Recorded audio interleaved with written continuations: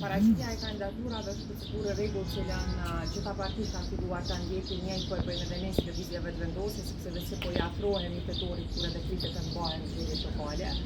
Nuk i kemi lënë anash fare çështjen e kuvendit, ata që e kanë lënë anash çështjen e kuvendit për lidhje të katër seanca rrallë tashmë deputetët që po vinë kuvende nuk po marrin pjesë në votim.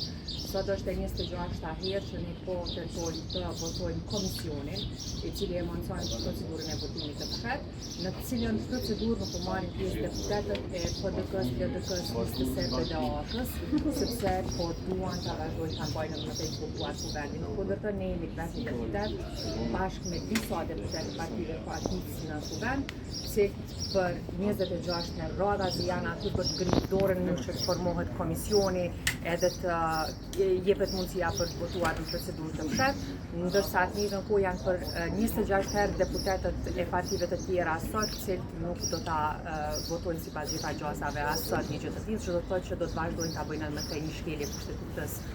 me këtë qëndrim të tyre. Deputete, nëse komisioni që u propozua si një zgjidhje për të dalur nga situata për konstituimin e kuvendit nuk po jep rezultat tash e 26 herë, cila mendoni që do të jetë rruga tjetër për të tejkaluar edhe këtë ide e cila u propozua si zgjidhje në fillim? Në fakt, kjo nuk është një ide që është propozuar si zgjidhje, është një alternativë që neve na jepet me anë të aktivimit të gjykatës kushtetuese në kushtet vitit 2014. Pra, ne kemi dashur të shfrytëzojmë gjitha alternativat në dispozicion, në mënyrë që të dalim prej situatës që është krijuar. Ne kemi mbetur tek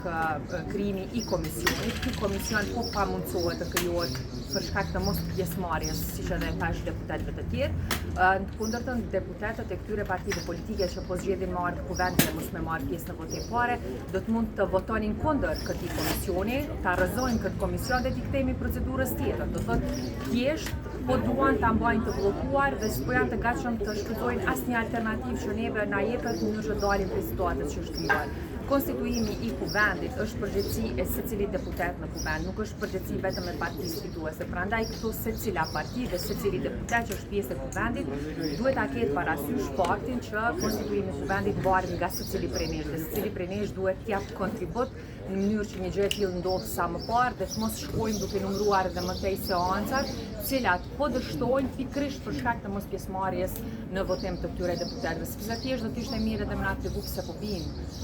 në kuvend, pra e 34-ta herë sot që vijmë prej 15 prillit, ndërkohë 26-ta herë sot që tentojmë të formojmë komisionin e kemi të njëjtë deputet të këtyre partive politike që s'marrin pjesë fare në votim. Në është mirë na tregu faktën pse janë këtu.